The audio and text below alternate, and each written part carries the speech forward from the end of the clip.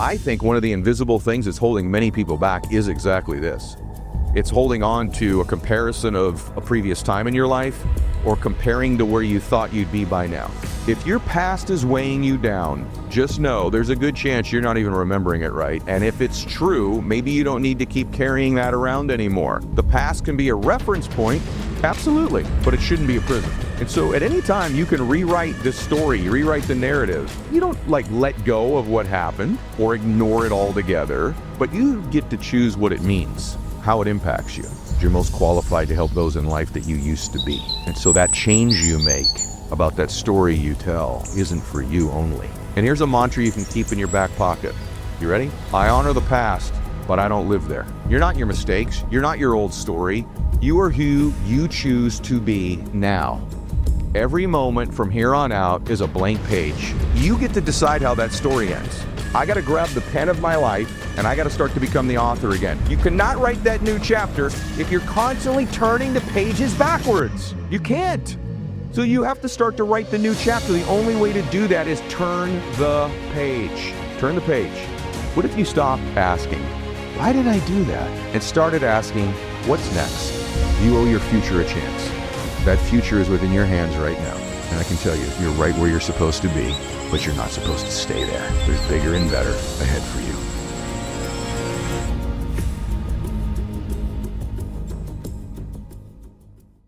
Advantage Gold is giving away a free copy of Rogoff's book to anyone who schedules a one-on-one precious metals appointment. You'll discover why gold is becoming the #1 hedge against a global currency shift and how to move your IRA or 401k into physical gold. Tax and penalty free. Get your free copy today while supplies last. Text WIN to 85545. That's WIN 85545, or go to advantagegold.com. Data and message rates apply. Performance may vary. You should always consult your financial and tax professional.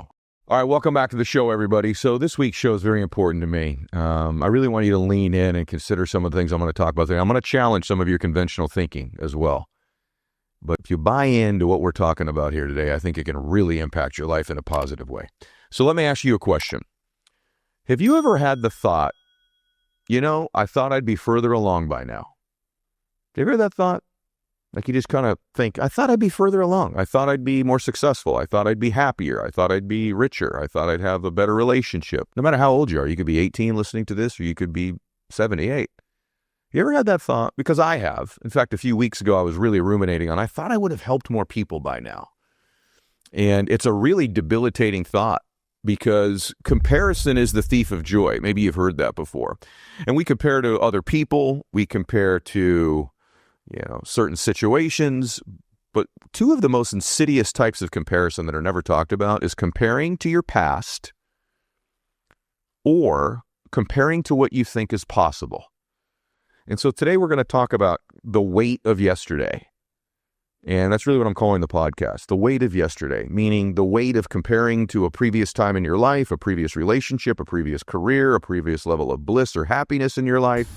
You could be in a relationship with somebody and you're comparing it to a previous time in your relationship, like when you first started dating. And that will steal your joy. And one of the biggest weights is comparing it to the ideas you had in your life in the past of where you would be by this point. I've never heard anybody talk about that before, and I want to talk about it with you today because it's a debilitating thought, and it can be one of the things that's holding you back. If you have this unconscious thought, I thought I'd be further along, you're really not present. It certainly isn't good for your self-confidence. It's not good for your identity. But just the very thought of, I thought I'd be further along by now, takes you to the past of thoughts you had about this time and takes you out of the current moment. And it certainly takes you out of the future.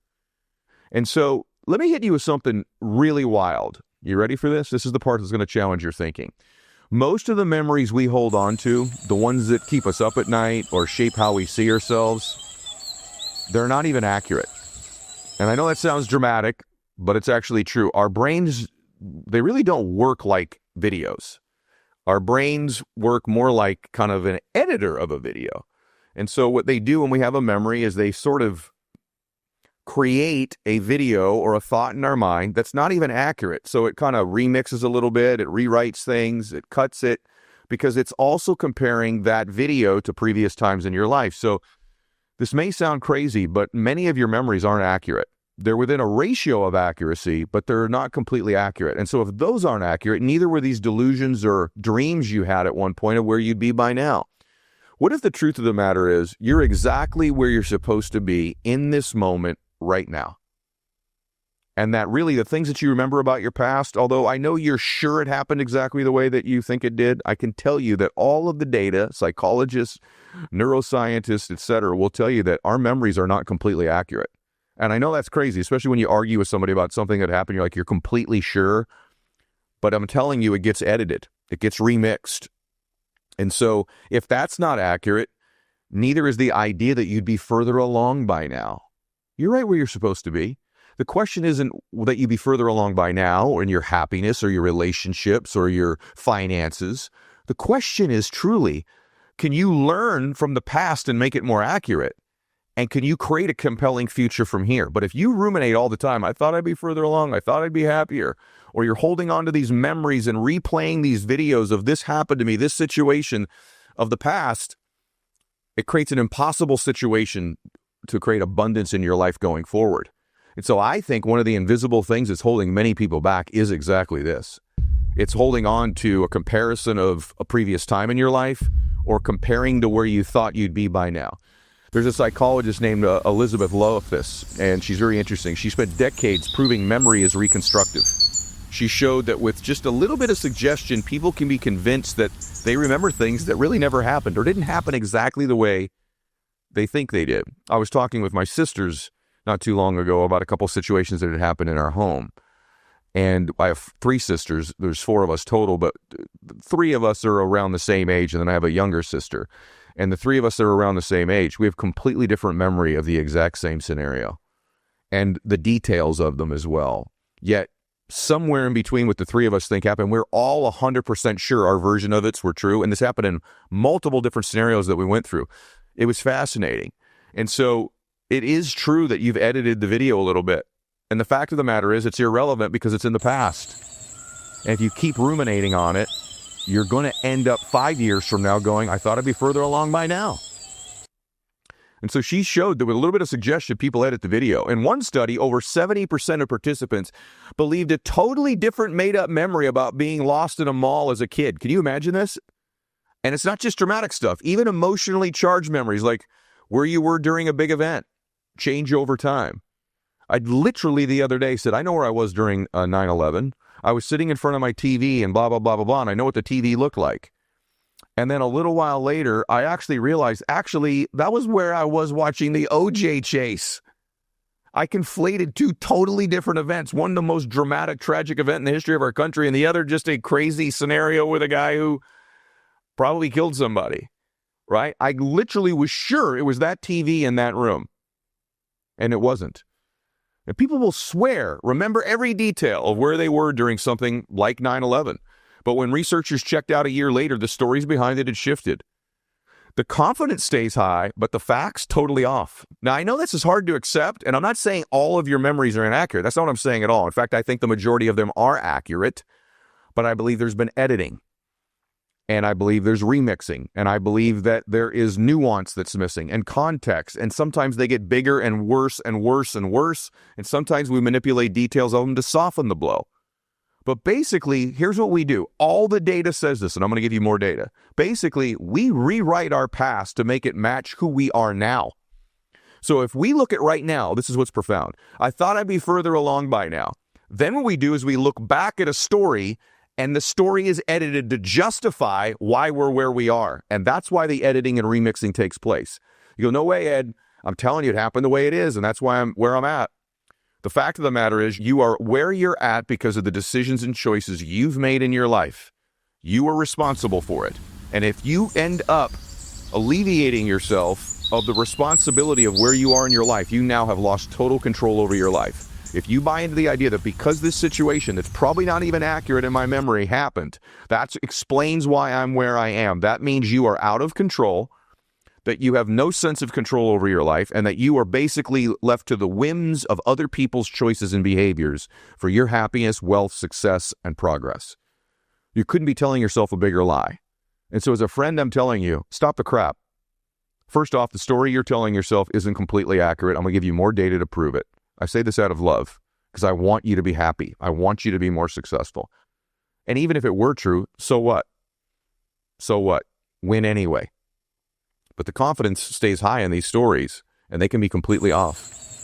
And I say this to you with compassion because I'm talking to myself. The fact of the matter is, it doesn't matter. You're where you are, and I'm where I am because of the choices I've made.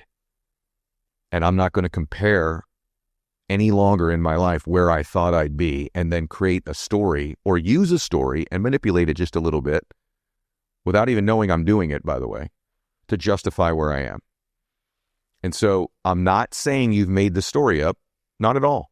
What I'm saying is some of the alterations have been made to justify your current existence. And I'm challenging you to stop the comparison anyway. If you don't believe anything I'm saying, then I would just say, surrender that story and let's take some responsibility for where we are and let's make some new choices and decisions and get out of this pattern and this loop. Because you ruminating on this story or you ruminating on I thought I'd be further along is creating a pattern and a loop in your thinking.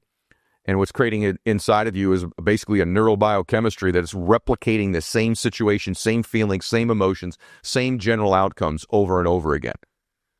So I can just tell you, if you're confident today, you'll probably remember yourself being more confident in the past than you really were. Or if you feel stuck today, you might overplay the mistakes or the losses from your past, even if they weren't actually that bad at the time. So here's the big takeaway. If your past is weighing you down, and you should really evaluate whether it is, even a little bit, just know there's a good chance you're not even remembering it right. And if it's true, maybe you don't need to keep carrying that around anymore. The past can be a reference point, absolutely, but it shouldn't be a prison. You shouldn't be living in this cage you created around you of justifications and explanations and excuses any longer. Challenge with this is that a lot of the research says that almost 40 to 60% of the story we tell ourselves is not accurate. That you're actually reliving a story from the past that isn't true, but you believe it's accurate. So by believing and allowing something that didn't even happen the way you think it happened to completely dictate the terms of your life is crazy. Think about this. You're allowing something that didn't probably really even happen exactly the way you think it happened. That's what all the data tells us. To totally dictate the terms of your current life. And I know you're saying, no, look, I know exactly what happened the way it did. I know how I felt. I get all that. I'm saying that there's a reference point to now. And you're really missing the nuance. Therefore, you've missed the entire lesson. So even if it's 90% true, God didn't intend you to live this way. He intended you to live in bliss and peace and contribution. Most people can really tell you a lot of details about a story, and it's not even really there. We don't replay memories like a video. We reconstruct them each time we recall them. So Loftus actually famously showed that memories can be easily manipulated or implanted with false details. If you want to know this, you can look up Lost in the Mall. It's an experiment. Google it. Memory is not like a recording device, she said. It's malleable. Then we replay this recording over and over, and it becomes familiar. And then we try to stay consistent with it because we're always trying to stay consistent with who we believe we are and what we believe has happened to us. So now what happens is we begin to condition ourselves to be exactly like the story we're telling ourselves. And over time, your mind complies. Your unconscious mind complies. And so you begin to evaluate circumstances based on your previous memories. You begin to respond or reply in certain ways based on patterns you've created based on this memory you have that may not even be accurate. And so if you're trying to change yourself, but you're still replaying a story, it's very difficult to change. People are stories, and when those stories become familiar, we create patterns, and we repetitively come back to this same exact location in our life. It's much like the thermostat analogy that I teach all the time. Once you've got these memories, you lock in your temperature at 75 degrees. When you start heating your life up, oh my gosh, I'm so happy, I'm at 85, 90, 100. You subconsciously and unconsciously turn the air conditioner on of your life and cool it back down with a wrong conversation or a mistake. In wealth, you know, you're comfortable at 75 degrees and all of a sudden, oh my gosh, business is good. I'm at 80. I've saved money 90. And then you turn the air conditioners on and make a purchase you shouldn't or make an investment that doesn't go the right way. And you get your life cooled back down. You turn the air conditioners on unconsciously and you get your life right back to what you believe you deserve.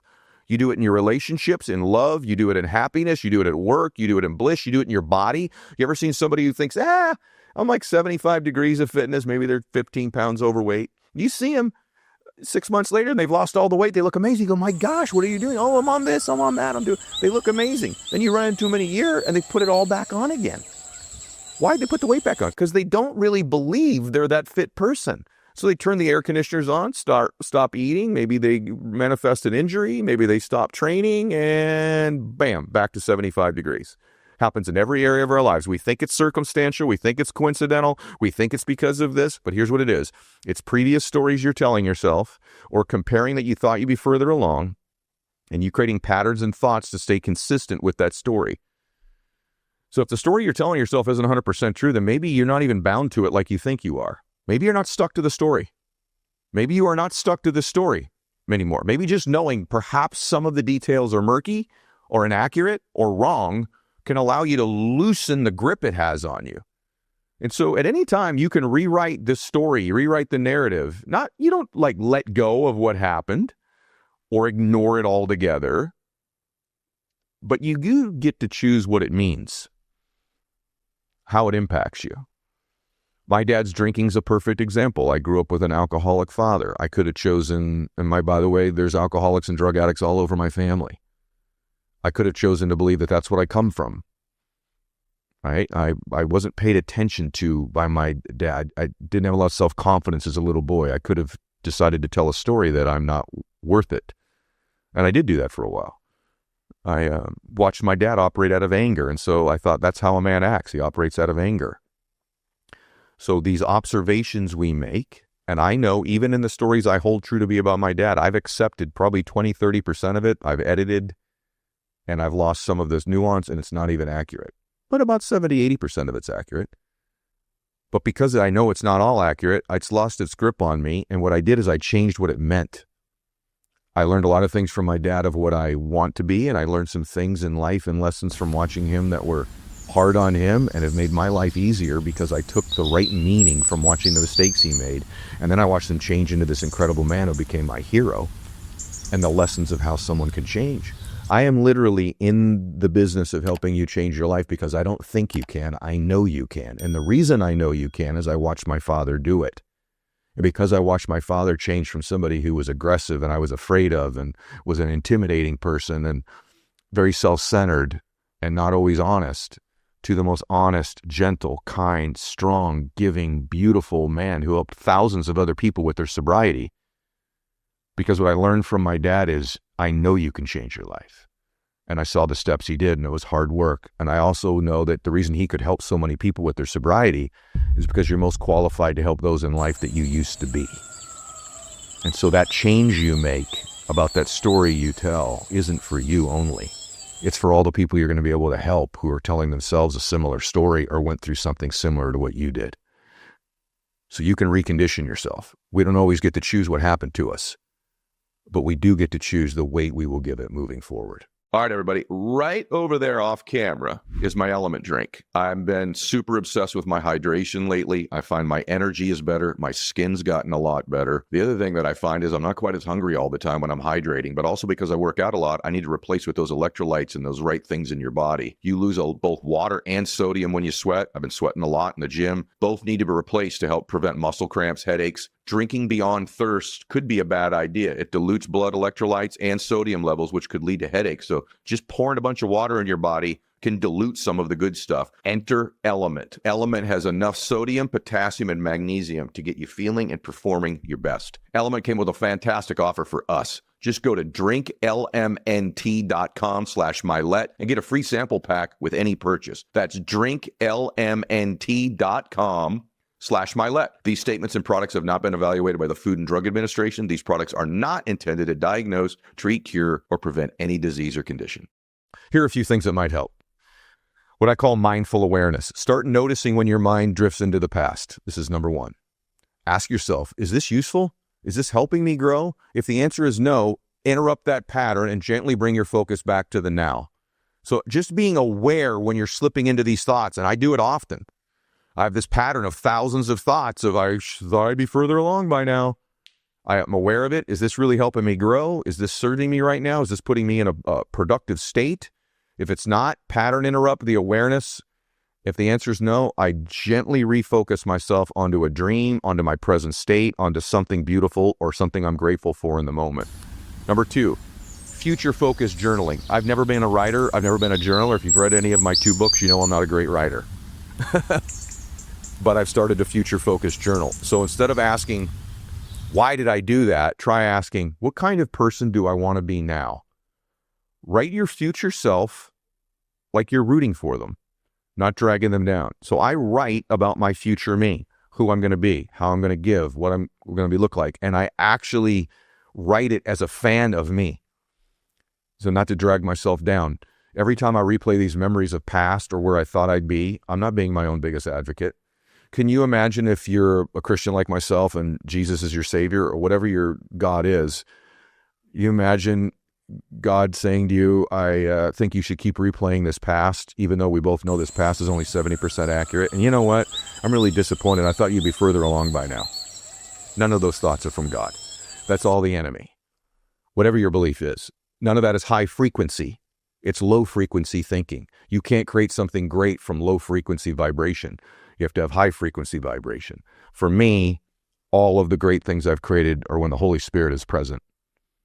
And the Holy Spirit's not going to be present if I'm letting the enemy infiltrate my mind constantly. Future focused journaling. Number 3, small wins are greater than perfect pasts. Your past doesn't define your trajectory. Your next step does. Focus on something you can do today that moves you forward, even if it's small.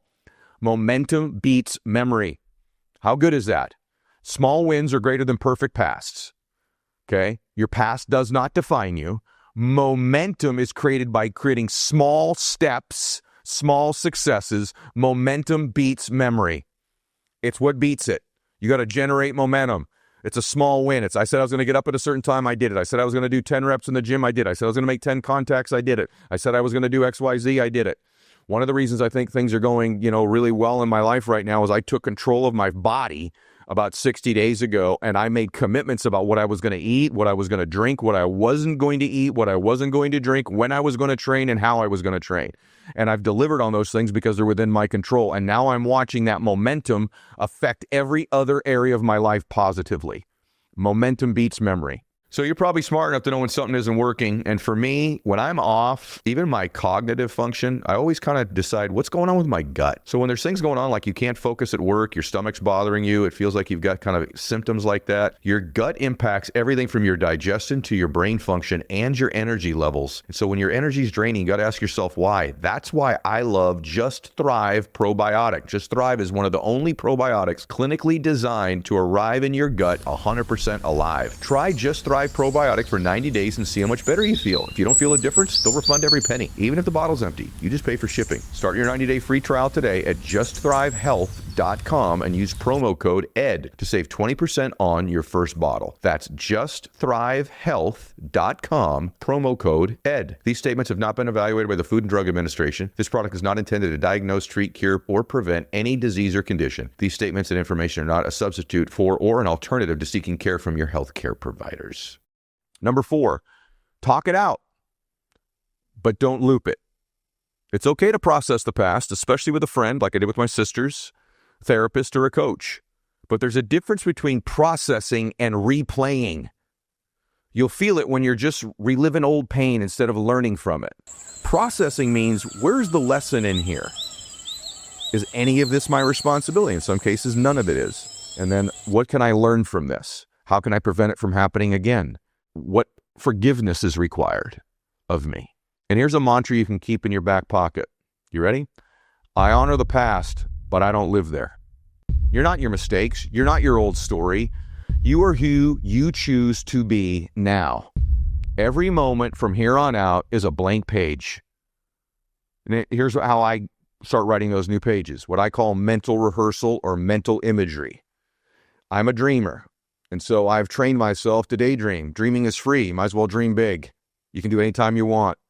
But when you begin to mentally rehearse your future, mental preparation, mental imagery over and over again of what it's going to look like and how you're going to be there, pretty soon over time, when you repeat that enough times, it's kind of like that old story you were repeating. Now you're repeating this new story. Your mind, your body, your subconscious, your thermostat setting goes to work on confirming that story, not the old one. See, all you're doing when you're reliving that old story is mental rehearsal of that story, even though it may not be completely accurate. So you have to replace it with a new one, which is your vision and your dream and where you're going, and you mentally rehearse that one. All of the same components go to work for you. So you're already good at this, right? We already know we're mentally rehearsing this old story and we're confirming it over and over again. If we mentally rehearse a new one with new pictures, new sounds, new beauty to it, right? What ends up happening is our mind goes to work on confirming that story and being accurate. So my weight loss was a great example of that. What I did is I got my visual imagery of what I wanted to look like and feel like, and I did it very detailed over and over and over and over again. Then I took the requisite actions, and my mind and my body began to coordinate with one another to create that picture. So had I just done all the working out and all the eating right, would I have had as dramatic a change in my physical body as I've had? Probably not. But because I was also mentally rehearsing what it was going to look like and feel like when I got there, my mind went to work. My conscious and subconscious mind went to work together. My mind was training my body was training my mind. And when you get those two guys working together, it can happen faster than you think. The neocortex, by the way, in your brain is where these new experiences take place. It enriches the brain when you have these visions, because when you're in the midst of a new experience, everything we're seeing and smelling and tasting and feeling, all of our five senses are gathering this information from around us. So the same thing can be true when you are mentally rehearsing. Try to give yourself as many senses as you can: sight, smell, touch. For me, I'm very visual, so a lot of mine is visual. But what ends up happening is you're flooding the brain with these different senses. You build what I call sensory acuity, and your mind starts to want to go to work on making this happen for you. And so what ends up happening is you're causing a whole bunch of these neurons to organize themselves to reflect that event in your brain. And the moment we begin to modify our behavior in our lives and we create an actual real experience that confirms the video we've been playing, now we are basically teaching ourselves what it's like. We understand it now physically, what it's like to be this person. And once you have the physical part understood and the mind part understood, well, now you're unstoppable. And so it's not good enough just to do the physical work if you don't get the mind right. It's not good just to sit around thinking about it if you don't take the physical action. And so when you do that, when you get the mind and the body working together, when your vision and your actions are congruent, what ends up happening is it becomes the state you're in. It becomes who you're being. You're a human being. When you're a human being, your thinking and doing is congruent. But when you're ruminating on the past, I thought I'd be further along, no matter what you're doing, that's not congruent. But when you put the two together in some congruency, look out. And when you're in that state, when your thoughts and your emotions and your feelings are aligned, we activate a part of the brain called the cerebellum. And the memory center, in which we've practiced it so many times, no longer has to think about it. It ends up requiring us to think bigger. And our habituated behaviors, our memorized emotions determine who we are. Until we do is rethink our existence and who we want to be. So if we say that every time we do or learn something new is forwarding a new connection in your brain, we could say that remembering is then maintaining and sustaining the same thing. So the key with memory, the key with visualization is repetition. The more you do it over and over and over and over again, you're reinforcing these circuits. And I really believe, as I've said many times, Wayne Dyer, one of my mentors, about the power of intent. I write about it in The Power of One More. Once you've got that down and your intention is, how can my behavior begin to line up with what my intentions are? How can I get my actions to be congruent with what I'm thinking? You become pretty powerful when you do that. So really what you're doing is just the process of creating a new you. And I believe if you do that over and over and over again, you're installing inside of you the program to achieve it. And once you become conscious of kind of things you do reflexively, how you respond to certain stimulus, you can go, I'm doing it. And that awareness leaves you. And so all of a sudden, I can tell you this from personal experience. I'm very different than I was 20 years ago. My patterns of responses to stress, my patterns of responses to setbacks, victories, the way I view myself. You know, when I was younger, I thought I was just this great leader. And as I've gotten older, I realized I'm not that great. I used to think I had everything figured out. Now I know I have almost nothing figured out. But what I have learned has a lot to do with mentally rehearsing my future, who I am and who I want to be, and then getting my actions to align with that vision that I have. And I think what I'm doing is I'm changing myself neurologically into where at some point you don't have to think about it. It becomes habitual. And the reason that your mind wants to create these habits is your brain wants to conserve energy. So it loves habits because it doesn't have to think. It doesn't have to burn energy. And so your brain wants you to do this. And it just takes a little bit of work. It's not that big of a deal. I only gave you 4 things to do. It's not like there were that many, right? But if you do these things, you can change your life. But I can tell you what you can't do. You can't ruminate on a story that's only 70% true. And I can tell you what you can't do. You can't be going, I thought I'd be further along by now, and comparing yourself to some vision you used to have. And so here's what's going to happen. It's going to be uncomfortable for a little while. Discomfort level will bring a peace. But here's what I really want you to work on. There's 2 states. There's a sympathetic state and the parasympathetic state. And I've done a lot of content on that. I'm not going to cover a lot of it today. But when you're in this stress state of replaying this event from your past, you're in a sympathetic state. You cannot create from there. Whether you have a traumatic memory or a letdown or a hurt or a failure in your mind and you repeat that over, you're in a sympathetic state. You cannot create a compelling future from a sympathetic state. But when you are blissful, when you're at peace, when you're in future vision and you are vision casting and you are illuminating a new future and you are visualizing and projecting the future, then you're shifting yourself into a parasympathetic state, which is a state of creation, which is a state where you're open to changing and learning and growing. And this mental rehearsal could put you right into that place. Parasympathetic is creation. You're in a new experience because you change your behavior. In other words, in parasympathetic state, the body is learning to operate itself from a biochemistry standpoint in a way that serves you. And when you're comparing, I thought I'd be further along, or you're comparing to the past, or you're ruminating on a story, you're not doing anything from a biochemistry perspective that is out of creation.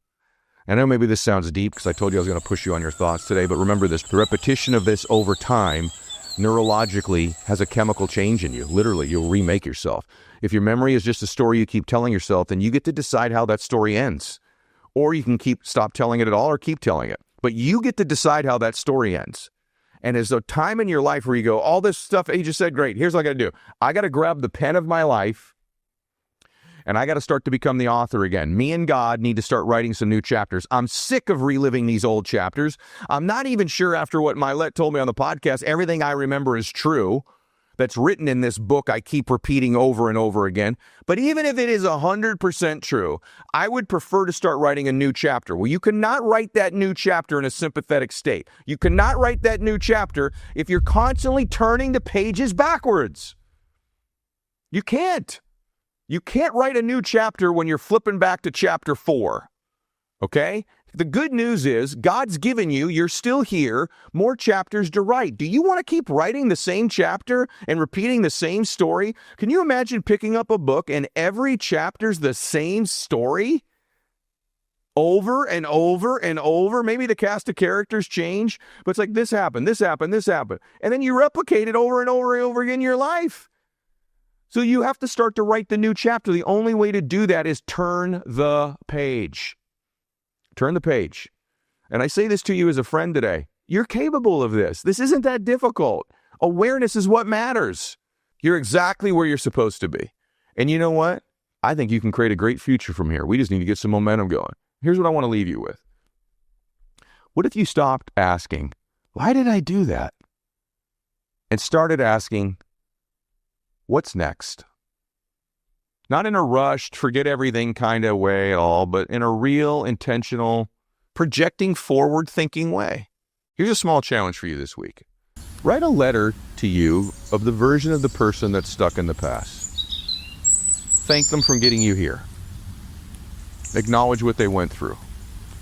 And then let them know it's okay to rest now. That you've got it from here. You don't owe your past an apology. You owe your future a chance.